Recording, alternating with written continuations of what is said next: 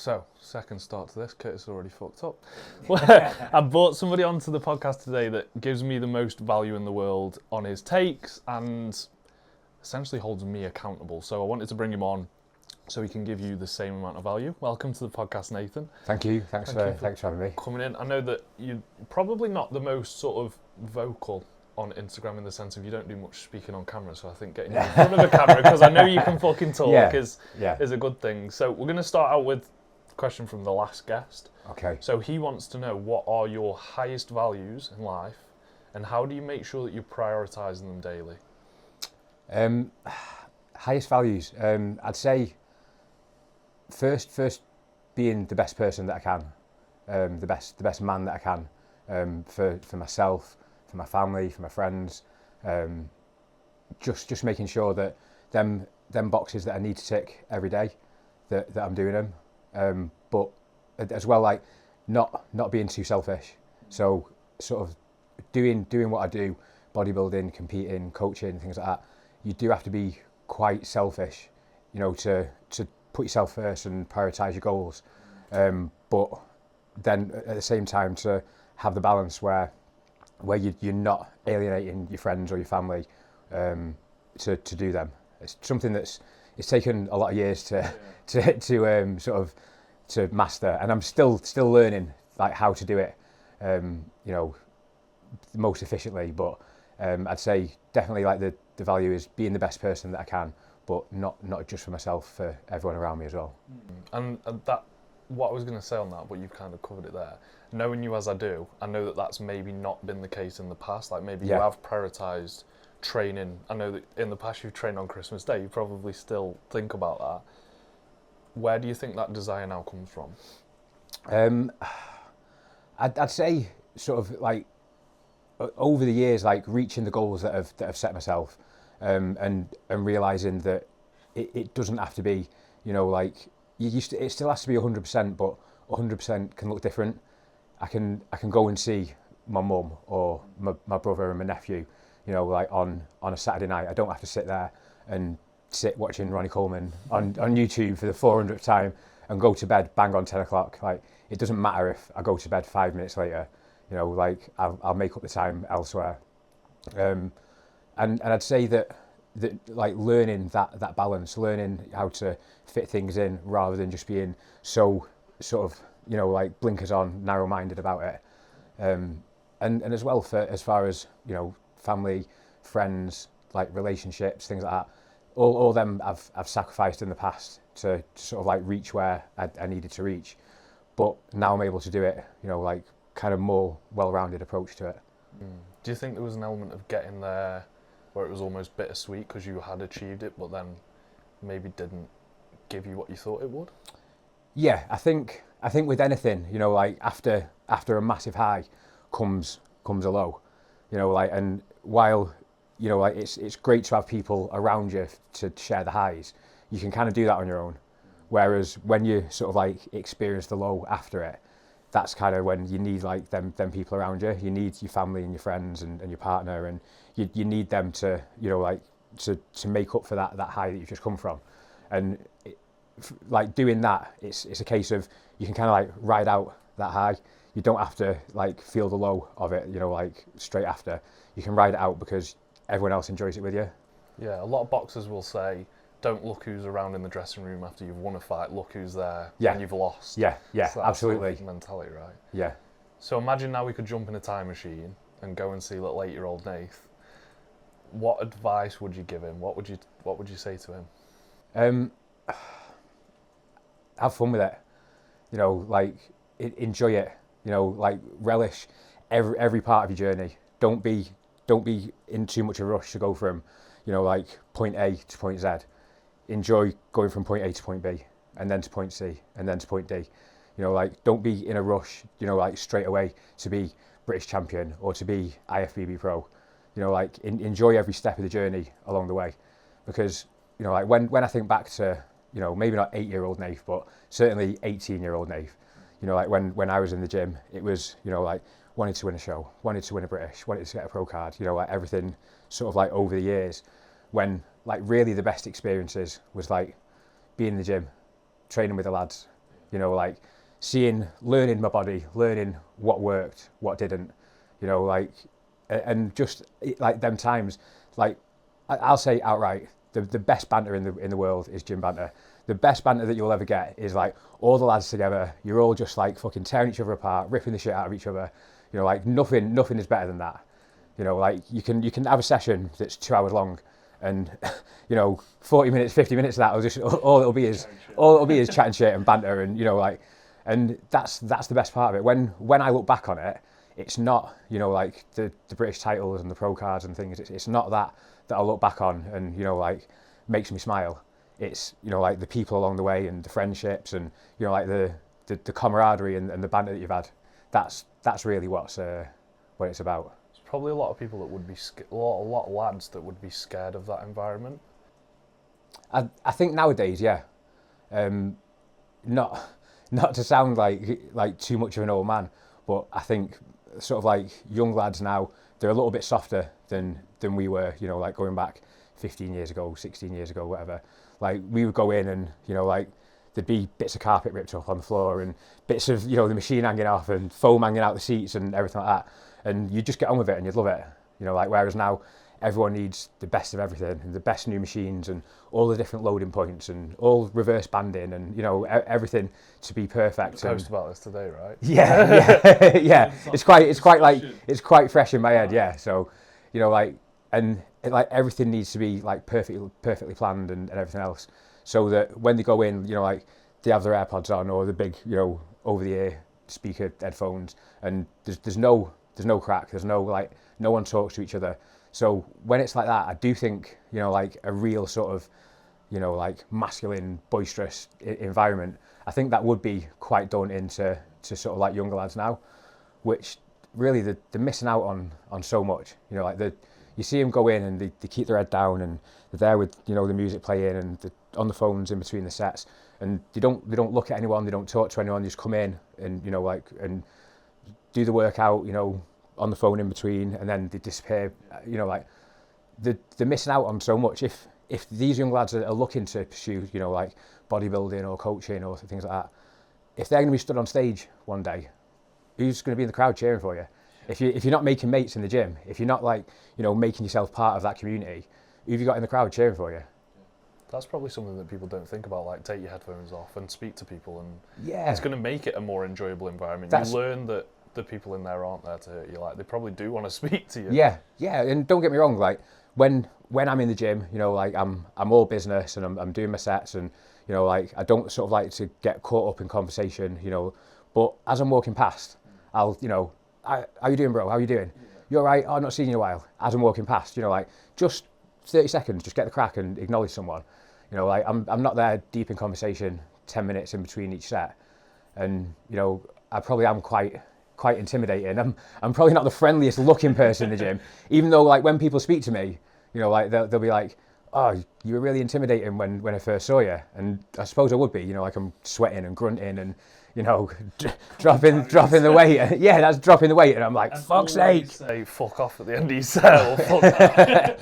Yeah, always, yeah, there's normally, some sort of expletive at the end of it. But for me, it's not a proper set unless you give it everything, you know, and you've dropped the weight. Fuck your mum, you know. And it's venting into it, isn't it, as well? Like, yeah, that's what a lot of people can find from exercises. It's a great mental health tool because you can vent your angers and your frustrations onto it. Yeah, definitely. I mean, like I look back at certain points in my life, and I know that, you know, like training, bodybuilding, competing, I know that's saved me. Do you know what I mean? Like at certain points in my life, I've been able to like throw myself into that, you know, and not necessarily like ignore everything else, like in the outside, things going on, things in real life, but certainly, you know, like control what I can.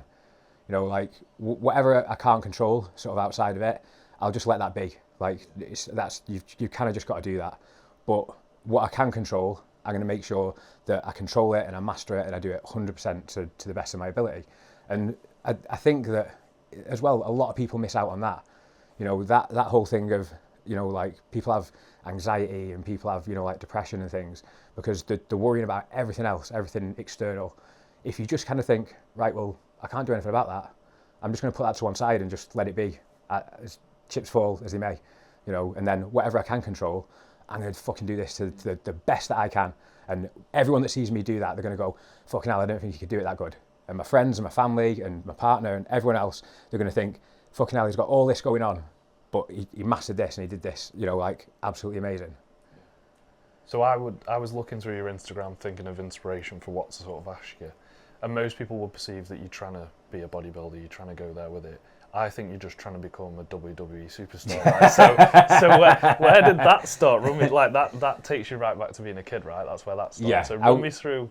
I would say that my biggest like influences for physique wise is Arnie in Terminator, Stallone in the Rocky films, and any WWF wrestler probably from like the early 90s. So I look back and, you know, like idolise like Hulk Hogan and Ultimate Warrior, Shawn Michaels, Bret Hart, Razor Ramon, you know, like them guys who, you know, like they're on screen and these like big, larger than life, do you know what I mean, like bright, colourful, like cartoon sort like characters. Which, yeah, that was definitely an influence sort of like in the early days. But before I knew anything about, you know, like training or nutrition or bodybuilding, like first time I went into a gym, I didn't even know bodybuilding was a real thing. You know, like I didn't know that actual people, real life people, could get on stage and compete and do the posing and everything else. I thought that was like something, you know, like, oh, they only do that in America, and it's like movie stars and people that do that. I didn't think it was like a real life thing. I didn't realise that it was a genuine thing. I'd never met a real life bodybuilder. You know, like I'd seen people with big muscles, but never seen anyone, you know, like an actual bodybuilder. TV. Yeah, that's it. Yeah. Or, you know, like if I was on holiday with my parents and someone, you know, walking around Disneyland and some guy in a little vest top and walks around and, you know, like I'd stop and, you know, like, oh my God, you know, like, yeah, that's it. You know, and, you know, like my dad would be, you know, like, oh, them tablets are working, you know. But yeah, I think that sort of like from early on, you know, like the roots of my like wanting to sort of develop a physique and look like these guys was definitely sort of Hulk Hogan and Ultimate Warrior inspired, definitely.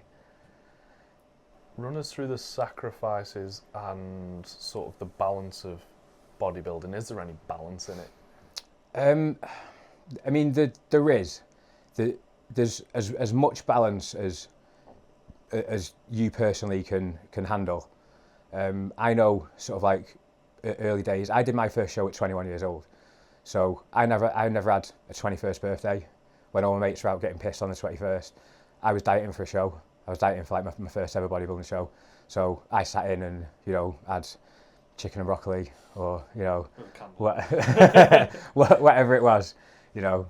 But I sat in and missed out on my 21st. You know, like a lot of my 20s, I missed out on, you know, lads' holidays. I missed out on like birthdays, going out, you know, things like that, because I was, you know, pursuing this dream of being a bodybuilder. And I have no regrets over any of that, you know, like, but I do think that through getting a little bit older, a bit wiser, learning that it doesn't have to be chicken and rice 6 times a day, you know, like you can, you know, like still go out and have a good time. You can take your missus out, you know, on a date and go out for a meal somewhere. You can go to a wedding or a christening or a birthday with your family, and you can have a bit of jelly and ice cream. You know, like it's not going to completely kill your physique. Jelly you know, and ice cream that's jelly and ice cream since I was 6. You know, yeah, I just sat here doing the podcast, and now I'm sat here just drooling over jelly and ice cream. But yeah, like you can still do those things. You know, like if you're 100% like every other aspect, that 1% of, you know, going having a bit of birthday cake, like it's really not going to, you know, kill all your progress. But that was the mindset that I used to have, you know, that I couldn't go and do these things. And I used to, you know, like almost used to like look down on people that would go and do them. And I'd be like, how's he going to beat me if he's going, you know, if he's on a night out with his mates, and I'm sat here, you know, bored out my tits, sat watching Pumping Iron for the other time. You know, like it would make it, I would get a sense of satisfaction from that. Like it would make me feel like I'm outworking them. But, you know, like as long as everything else is 100%, You know, you can go out and see your mates and go to bed an hour, an hour later, just get up an hour later the next day and make up for the time. It doesn't have to be, you know, everything by clockwork, everything so regimented. You know, it's never changed, you know, like the placings that I've ever had. You know, I won my first show at 21. You know, I won the last show that I did, you know, when was it? May last year at 39. No, 38 it was. But you know, like you're still going to be up there in them first places as long as everything else is nailed perfectly. You know, as long as you're going for jelly and ice cream doesn't turn into a 3-day bender. Yeah. So there's obviously going to be a lot of guys that listen to this from your platform that are going to be into that bodybuilding, but then from my end as well, there's going to be guys that have no interest in bodybuilding. Yeah. What advice would you give to them? What do you think? Because they're probably not going to be the guys that come to you, right? But they're going to be listening from my end. What advice would you give them that they can actually build into their routine as someone that just isn't interested in that, but still applies from your world? I'd say, like, bodybuilding principles apply to everything. You know, like, I'd say any sort of, like, nutrition plan, any sort of training plan, any sort of, you know, like, anything fitness related, it comes from bodybuilding principles. You know, the idea of training different muscle groups, different days of the week. You know, like, that comes from, you know, Joe Weider and things that he did, like, back in the 60s and 70s. You know, the thing now of, you know, like, people saying about clean eating, you know, lean meat and complex carbs and, you know, not a lot of sugars and things like that. That's essentially what bodybuilders have been doing for 50 years, 60 years, you know, back to like Reg Park and, you know, original Mr. Olympia.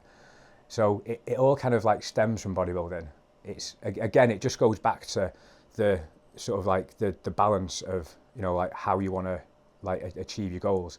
If it's someone that just wants to build a little bit of muscle, drop a bit of body fat, feel a bit better in his skin, a bit more confidence, you know, gets his top off on holiday with his missus and she looks at him like she did 20 years ago, you know, like that's what it's, things like that. The bodybuilding principles still apply to that. It'll still work, but you might only do it, you know, 40% of the same that someone would do it as if they were getting on stage and trying to win a trophy.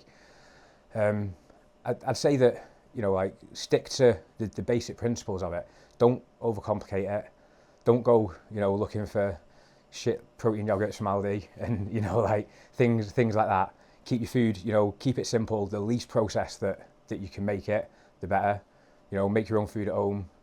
Make your missus a meal. It's Valentine's Day coming up, you know, like get in the kitchen, get your pinny on, you know, make a, you know, something nice. Stick it out on the table. You know, you might get your hole.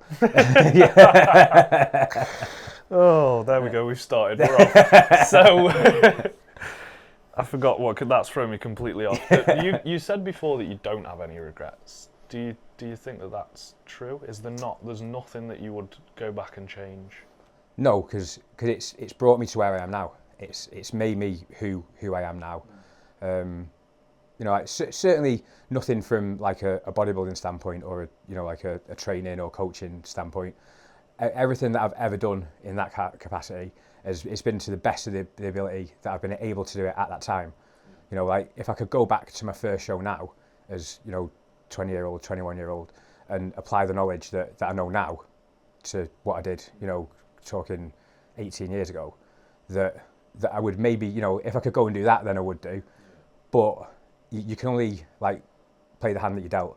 Whatever I knew back then at 2021, that contributed to making me who I am now, you know, and the person that I am now, and the bodybuilder that I am now, the competitor that I am now, the coach that I am now. So I wouldn't say no regrets, but I wouldn't go back and change anything. Okay. Best gym story, or things that come to mind. What have been like prominent moments for you? I remember, so when I was 22, I moved to Barrenfurness in Cumbria, and totally new town, like only knew a few people up there. But I moved there, and the first time that I ever went to the gym that I trained at, that I was there, a place called Furnace Health Studio, and as I was walking up to the door, this guy, they had like shutter doors, like flap doors. Yeah. As I've got to it, this guy's burst out the shutter door and like come straight past me, and then 2 lads had chased after him with an iron bar, like off like a weight, chasing him out the door with this iron bar. This is the place for me. And that was the first, before I'd even stepped a foot in there, that was my experience of the Furnace Elf studio. So that's amazing. And you still went in? Yeah, yeah. Session. Oh yeah, still smashed it out of the park, yeah. But yeah, it probably took me maybe a couple of weeks before I was like knew everyone to kind of, you know, like delve a little into it and ask the guy behind the counter, you know, a couple of weeks ago and that. I don't know, I can't even remember what it was, but if I was going to put the money on it, it'd definitely be something to do with a woman. It's always something to do with a woman. Okay. I was kind of unsure whether to ask you this, but I think it's with you not having, you don't really talk much on your Instagram in the sense of like video form. I think this isn't a hard question to ask, but a valuable one. Okay. What's something that you've maybe not been ready to speak about that now you've got the ability to, you think guys would take value from, or something that you want to share that maybe you haven't? I don't know how common knowledge that it is through like social media and stuff like that. Obviously, you know, you're close to me, you know, like, and the people close to me do. But my dad actually took his life 4 years ago. And I think a massive thing for, you know, like certainly for like young men or just men in general is how much, you know, like you need to like look after each other. You need to have someone that you can go and vent to. You need to have someone that it doesn't matter if it's 1 o'clock in the morning, you can pick up the phone and you can speak to them. You know, like they're not going to judge you. They're not going to, you know, like try and, you know, shame you. That you should be able to, you know, like have someone to reach out to. And I think having a community like being in the gym, like these people that you see every day that you get a crack with, you know, people that you've got like shared values and sort of like common goals that you can go to them and speak to them about anything.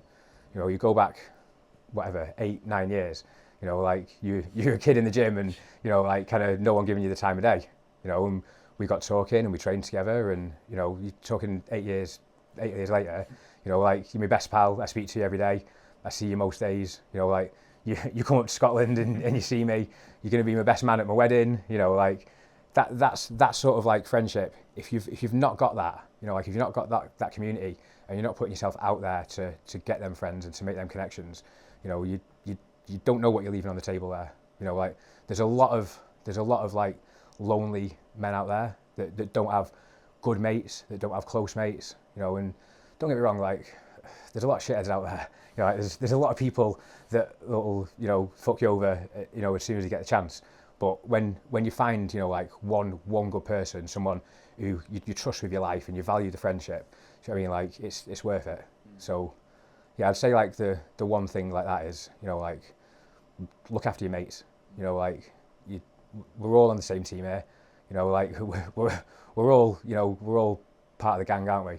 You know, so yeah, just look after your mates. You know, look out for people. You know, like if you see someone you think they're struggling, you know, knock on the door, give them a call, go and fucking put your arm around them, whatever. You know, that's what it's about. Yeah, sometimes it's worth having egg on your face. Yeah, sometimes definitely. It's worth saying, I'd rather be going out on a limb here and be completely wrong. I was wrong, but I've got to ask you this. And it's hard, but the alternative is a lot harder. And I do really appreciate you sharing that with us today. Yeah, so thank you for that. What's your dream for 80-year-old Nathan? I know that I know this in detail. For 80-year-old Nathan. 80? So we're going the other end. We're going from 8, we're going to 80-year-old. Like, I know there's a lot of making sure that you can be in shape to experience life. Yeah. But run us through what you want for 80-year-old Nathan. What are the goals that you've set for him? I love to, still be helping people. You know, like I hope that at 80 I can still make it in the gym. I hope that I can still, you know, for an 80-year-old, look like a lift, look like a train, still have like some young lads going, fucking hell, mister, you know, like, oh, you look good, you know, and, you know, like, I'd still like to be in a gym environment, still helping people, still, you know, like, passing on sort of wisdom to, you know, to like the younger ones. But as well, I'd like to be sat on the beach every day, You know, like I could go and do my training, somehow be like walking out on a beach with a little pair of Speedos on. You know, like I've got missus and, you know, kids kind of grown up and grandkids, and I can like sit down and show them pictures of when I was a bodybuilder, you know, like tell them, show them my trophies and, you know, when I was, and now that I'm old and grey, and tell them about my heyday and stuff like that. But yeah, mostly I just want to be, I want a good quality of life. I want to be healthy. I want to still be able to move and do the things that I want to do. And, you know, like, I think that a lot of people, maybe not so much now, like now that kind of training and nutrition is a bit more kind of like, it is more public knowledge. More people do that. Like when I think back to, you know, like sort of like young lads now, there's a lot of young lads in the gym training. They're doing a lot of fuck all, but they're in there and they're doing a bit, you know. Like I remember when I first started training and I said to my mates, oh, I'm going to do a bodybuilding show, you know, and they were like, oh, it's gay, that is, it's gay as fuck, oh, that's you know, oh, you all covered in oil with all men backstage, little pants, all that, you know, like, and they didn't understand it, but now they all train. Now they all message me, they're in my inbox and messaging me, oh, can you just give us a bit of help with this? Oh, do you want to train sometime? You know, like, so the same people that were kind of like writing it off and ridiculing it, now they're asking for help. So yeah, I think just being able to have a good quality of life and be able to still move, still train, still be able to, you know, look after my kids and my grandkids and things like that. Yeah, when all's said and done, you've won all those trophies, but kind of the thing at the end of it is being able to have people to share that with. Yeah. Like, that's the common theme here, is like, maybe bodybuilding isn't just about bodybuilding, maybe exercise isn't just about exercise, maybe it's about community and connection, and as long as you've got that, that's bigger than any title you'll ever win. Yeah, oh yeah, definitely. You know, like I know 20 years from now, you know, like no one's going to remember that year that I won the British or that time I got the pro card or, you know, like anything like that. But your family will. The family, they'll find a picture in the drawer and they'll be like, oh, look at this, you know, like, remember this, you know, like that's what it is really about. It's more about, you know, like the people you meet and, like you say, the connections you make and the memories you make, you know, because one day we are going to be sat there old and grey, you know, and that's what you're going to be able to look back on, you know, like you'll remember them, and that's what you'll be able to, you know, kind of, they're the things that you will be able to pass on. You'll be able to tell your granddaughter, oh, this one time granddad did this, and, you know, like, look, I met, you know, this person, and look at how big he is, and, you know, like, you know, as a kid, you're like, oh my God, you know, like, you're fascinated by it all. You become the WWE star. That's all it. you wanted, that's all that there is that's there, it. right? Yeah. What would you say are your 3 best and worst character traits? We'll start with the best. What are your 3 things that you admire about yourself? I think, one, I know that I'm hardworking. I know that, you know, like when I've got a goal in mind, you know, like when I want something, I'm like a dog with a bone, you know, like I won't stop until I get it, and, you know, like whatever it takes to get there, you know, like I'll push myself, you know, to get that. There's been times when, you know, like I've put myself in hospital doing, you know, stupid things, you know, like to try and, you know, like get lean enough for the show, to try and win the trophy, to do everything. So I know that I'm that kind of like whatever it takes sort of like attitude. That pulls us into yesterday, so we went running, right? And, and as we were running around the track, it was like a pretty new thing to you, right? Of like, we got a quarter of the way around, the knee started hurting. Yeah. Then the next lap we got half the way round, yeah. and the knee started hurting. Then we went full circle. Then there was a little bit more, and I can kind of see that perseverance now. It's almost a refined perseverance. Yeah. That you've got it, but you know when to, right, let's ease it off. Let's build on top of that. Yeah. So, to interrupt you, I just thought that was yeah. What's the second thing that you admire about yourself? I think I love my family. I think that, you know, like I spoke about before, like losing my dad, it brought us all like so much closer together. So like one thing now is that where before, you know, like I said, being selfish, you know, like not prioritising family and stuff like that, you know, like I make sure that I do stuff like that now. You know, like at the moment, I'm back because my granddad's not doing too well. He's been in and out of hospital, and we've had to sort of like move his house around and make it sort of like, you know, like accommodating for the way that he is now. So I'd say that you know, like I love my family and I look out for my family. I think that's definitely one as well.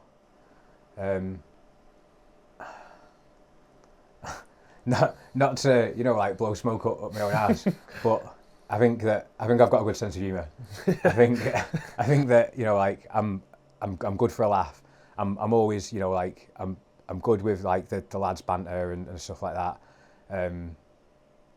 You know, I think that it's definitely something that like bodybuilders, we get a bad reputation for being, you know, like a bit kind of like up our own asses, or, you know, like arrogant and love ourselves and things like that. So I've had people before where they've been like even mates of mine, and they've said, I thought you were a prick when I first met you. You know, like, and I was like, yeah, I would think I was too. You know, like I would look and think like, this guy's like up his own ass. But I like to try and combat that with, you know, like with being funny, with having jokes with people. You know, like I'll laugh at myself rather than like taking myself too seriously. Yeah.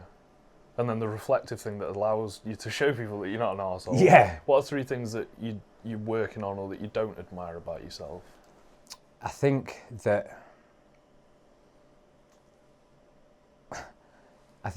my timekeeping is brilliant. Yeah, I agree with that. You were on time today, which is like, we're working on it. Yeah, it's getting there. And yesterday, I was early for you yesterday as well. I was late yesterday. But yeah, my timekeeping, I think there's been times before where I've been like, yeah, I'll meet you at the gym, and then I've rocked up like an hour later. With a McDonald's chicken wrap. and with someone else to train with, I think, as well. Yeah, that was it. But I am working on that. I am getting better. My trouble is I almost like allow myself too much time to get ready. So I'll box off my work and I'll be like, I've got an hour to get ready. Brilliant. And because I've got an hour, I'll sit there doing something, and then I'll be like 15 minutes till I've got to leave. I'll be like, fuck, Ryan's going to be on me again. But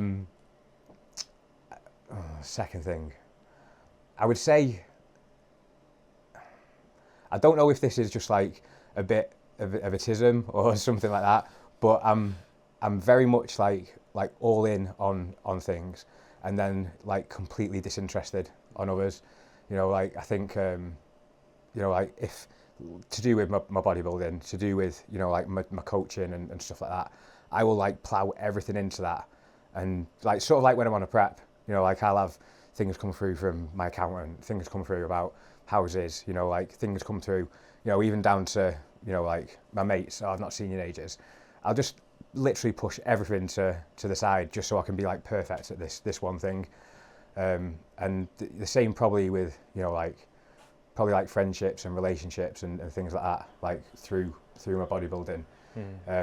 You know, like kind of pushing everything to one side because I've been wanting to be perfect at this one thing. Yeah. You're really going to make me do 3?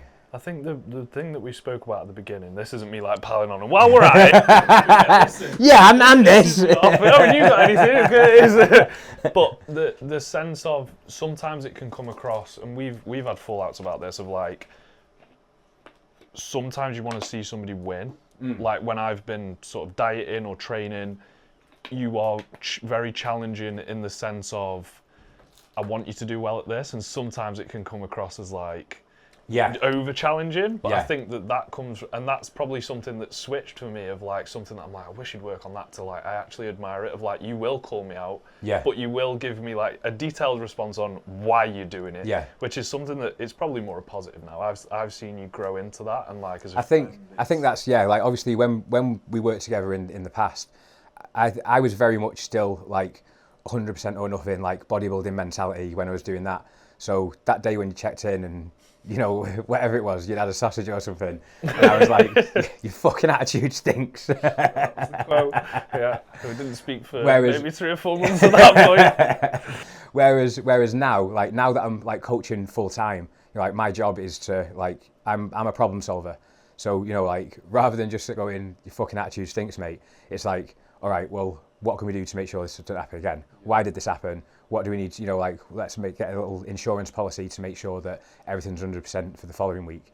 You know, so it's a case of, you know, like, that's something that, like, you kind of learned from me, you know, like, but then at the same time, I learned it from you, you know, like, that's not the best way to speak to someone to get the best out of them. That might be what you're feeling, it might be what you want to say in your head. How am I going to do this to get, like, a positive outcome out of it? Yeah.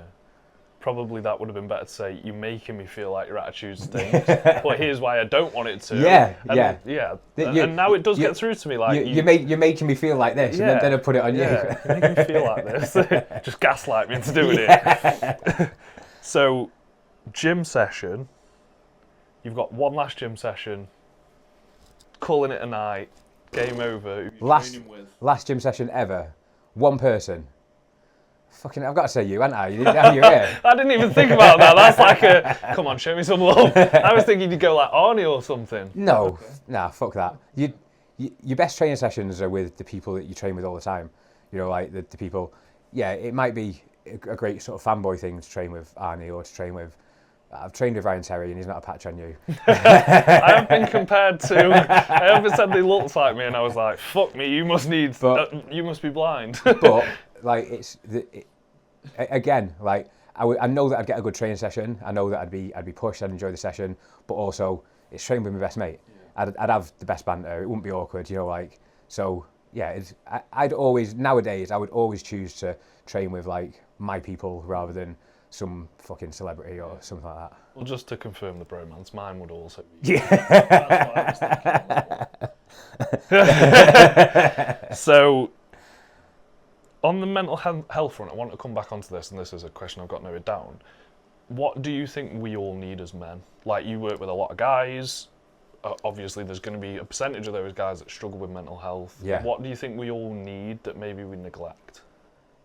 I genuinely think that we need to make our lives as easy as possible. We need to, you know, like, don't be overcomplicating things. You know, like, if you're trying to be the best at absolute everything. We spoke about this yesterday. You know, like, you can be absolute, like, elite level at one thing, but, you know, like, certain things may take a hit from that. I think when we're trying to be the best at absolutely everything, that then we end up kind of like spreading ourselves too thin. You know, like, you can't be the best bodybuilder in the world, and the best husband in the world, and the best dad in the world, and the best businessman in the world, you know, like 365 days a year. There's going to be days when your bodybuilding has got to sort of take a back seat to be, you know, go to your kids' Christmas play or take them to football on a Sunday or something like that. I think that we need, you know, like an easy life in, like, keep your family happy, keep your finances happy, keep everything, you know, like as you want it. So that, you know, you're not getting stress. I think men have a lot of responsibilities. You know, these days you've got to be seen to be, you know, like a provider, and you've got to see, you know, like to be the best kind of partner, and you've got to be seen to be in shape and earn loads of money and, you know, like look a certain way and you know, like everything like that. And it's fucking hard, you know, like the world's hard out there. You know, it's expensive, you know, like you're constantly in competition with someone better or someone bigger or someone richer or something like that. It's hard to, you know, like keep all your ducks in a row and, you know, like everything. I think just as men, we just need, you know, simple lives. Make it as easy as you can, you know, like work hard, make your money, keep your missus happy, go to the gym when you can, you know, like look good, feel good, be confident, and, you know, have mates to speak to. You know, it sounds like a lot, you know, like the way that the world is now, it is a lot to take on, but you can definitely do it. So, desert island. Right. What are the two things? You can only take two things with you. What are you taking? What are your two essential things? Two essential things. Have I got food and water on there? I can like. I've got coconuts. Yeah. Yeah, you're not going to die. There's coconuts and a few like rabbits running about. They have rabbits on desert islands. I'd have to take some sort of like magical like iPod or phone or something that I wouldn't have to charge, but I could play music, because I would definitely need music, and I would want a saw, so I could cut down trees, make shelter, make myself like a little weight kit so that I could still train. This sounds great. It sounds like a good trip. You've gone logistical with that. I would have been all emotional. That shows where we're at. I've been like, I need a photo. So, I've got 5 questions here. Right. This or that. Okay. So I've got to pick between the two. Right, come on. Right. 90s R&B or dad rock? One of them disappears. Oh, completely. So you're basically picking which one you're going to live without. Live without dad rock. Okay. Italian food or Asian food? Italian food can go. Okay. So whichever one of these you pick, you get to keep. You can eat anything you want, and it won't affect your body. So your body will stay as it is now forever, and you can eat what you want. Or you never have to pay for anything fitness related. So you don't have to pay for food, you don't have to pay for gym memberships. It's all free. Eat anything I want. Okay. TV or podcasts? You're going to lose either TV series or podcast. Oh, God. See, I know you well enough to make these really fucking hard. I know, this one is hard. Because I don't actually watch that much TV. But you watch a lot of podcasts on the bike. But, yeah, when I'm doing my cardio or if I'm out doing steps or whatever, and I've even got into this habit where I'm going to sleep and listen to podcasts now. It's really bad. I'd have to ditch TV. That's really fucking bad. This is how similar we are. I wrote these out for you and I went through and I was like, fuck me, I don't even know how to answer these. These are hard. So you can never wear an item of this sort again. So what I'm picking is what I'm choosing to lose. Basically, which one can you lose? And it's perfect what you've worn today. You can never wear a hat again. Right. Or you can never wear shorts again. Yeah, the hats can go. The hats can go. The hats can go. We can afford a hair transplanter too. We're living up now. This kind of takes us completely to the other end. What's been your worst injury? I know you've experienced a few. Like, which was the one where you're like, this might be fucking game over? Definitely quad tendon rupture. So that was the one. When I did that, that was like almost career ending for bodybuilding. I thought that was it, me done, like competitively competing. And then I mean I still trained while I was injured. You know, like I went and had the operation. You know, like I got a 10-inch scar down my right quad. But I was out of hospital 4 days. I was in training upper body. I was still training the good leg. I did my first leg workout 10 days after I got out of hospital. Like I still trained. I still went to work. I still did everything that I needed to do. But just because the symmetry was off in the quads, I thought that competing was out the window. And I had 4 years away from competing. And to be honest, didn't even really sort of enter my head or didn't really I wasn't really bothered about not competing again. Yeah. And then it was COVID and we had lockdown, and the only thing, again going back to making sure that one thing that you can control, the one thing that I could control was my eating and my training. So me and my mate went all over the country buying gym kit and got a little building to put it in, boarded it all out and painted it, and we had somewhere to train through lockdown. So I had like a shoulder press and some cables, squat rack and a load of weights, full set of dumbbells and some benches and other bits, and I managed to prep for my first bodybuilding show after 4 years off. Basically, yeah, started in a garden and then essentially from using second-hand gym kit and stuck in a barn at the back of Nantwich. I know that obviously being a professional mini golf player, I know that a lot of athletes, and that's obviously a joke, I know that a lot of athletes can struggle with losing their sport, like they lose a bit of a sense of identity. Yeah. Did you not experience that in that injury? At the time, no. At the time, no. I think I was quite sort of distracted. I was going out more. I was partying. You know, like I was sort of distracted with other things. When I look back, definitely, I definitely sort of lost a part of me. Something that I like about myself as well. I like, you know, I don't think it defines me. You know, but I like that I'm known as he's that bodybuilder. You know, notorious for Minster. But you know, that's I quite like that. You know, I'm recognised for being good at something, for being the best at something. And yeah, at the time I don't think I did, but looking back, I think I definitely lost part of who I was. potentially someone that's considering retiring from bodybuilding or whatever their sport is, probably there didn't deal with that as well as you could have done. What would you say to them in terms of like, maybe it's someone that's moving careers or changing identity? What do you think you could have done better to like actually deal with that? I think sort of like pivot and find something else to, you know, like to throw your time and your effort into. You know, like I'm, you know, fortunate, unfortunate, whichever way you look at it. Like my only family is Nelson. Do you know what I mean? Like it's my little French bulldog. You know, so like I've not got any kids. You know, like anything like that. So it's not a case of like I could, you know, like be a better family man or anything like that. I think I just probably spent too much time with you know, like the wrong people doing the wrong things.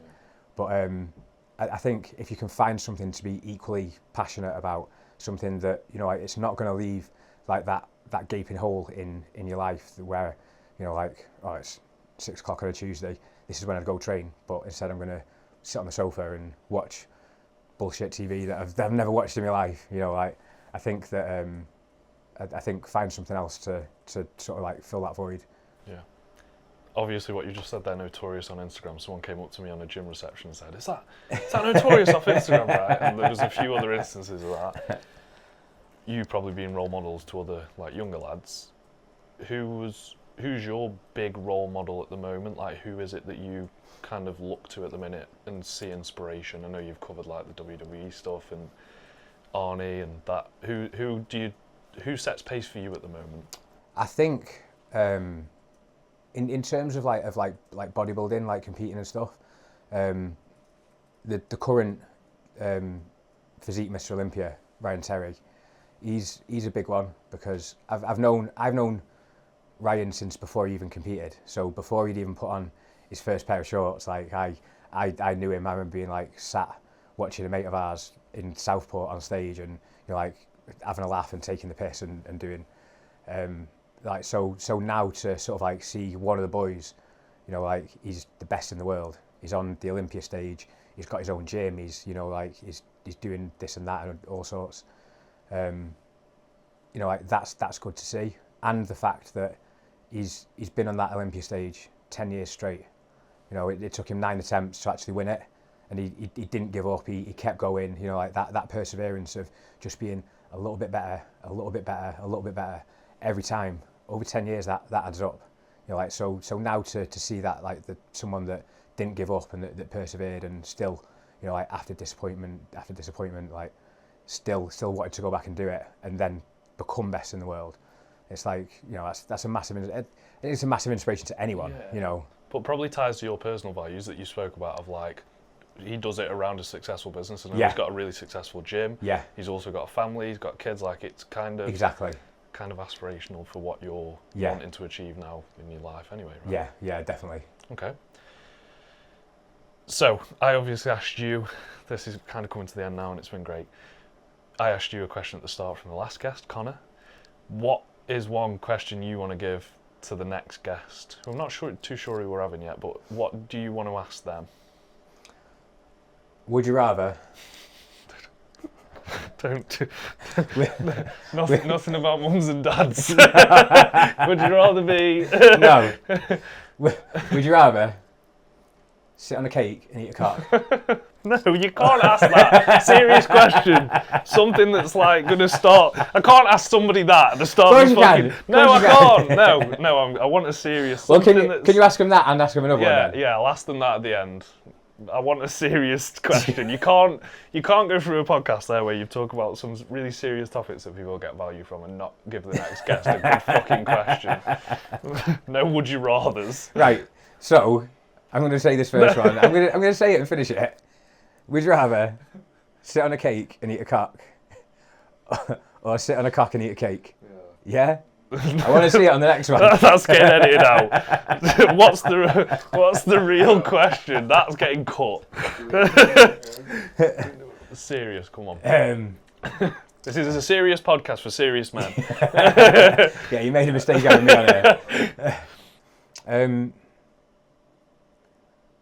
What's the most valuable lesson that you've learned from from a negative situation. Okay, like that. So, where can people find you? If people have listened this far through, they've obviously enjoyed listening to you talk, including you sitting on dicks and cakes. Not me, the next guest. Well, I mean, top of mind tip of tongue is the phrase. Where can people find your Instagram if somebody's maybe getting, like, nobody's going to come to me for a bodybuilding comp. If somebody wants to get into bodybuilding competitions, wants to get into that 1%, how can they find you, get in touch with you? Maybe even on the mental health front, like what you've covered there, if somebody's experiencing something similar, like you've experienced with your dad, maybe you could be that sort of bridge for like, how do I bring this up? So where can people find you? Best place is probably on Instagram. You can follow me. It's @notorious_IFBB.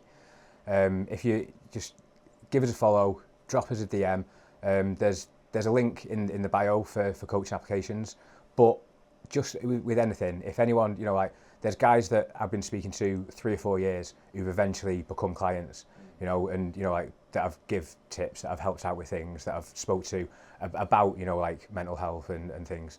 So even if it's just like, you know, drop a DM, if it's not like a coaching inquiry, if it's just, you know, what a bit of advice on something, then I'm more than happy to help on that front as well. The best little segments of advice I get in my week come from you, so I can vouch for what you're doing. And obviously we're getting ready for a photo shoot in 7 weeks, and you're the person that I'm like, I want to eat this, I'm out at the Trafford Centre, and you're like, fuck you, me and Nelson, I think not having it. Yeah, I think the message was absolutely not. Absolutely fucking not. So yeah, it's been a pleasure having you. No different to our conversations anyway. Thank you for coming. And I hope the world gets to see the version of you that I get to see on a regular basis and get some value from you. So yeah, I hope so. Yeah, it's been awesome being here as well. Thank you. Speak to you soon.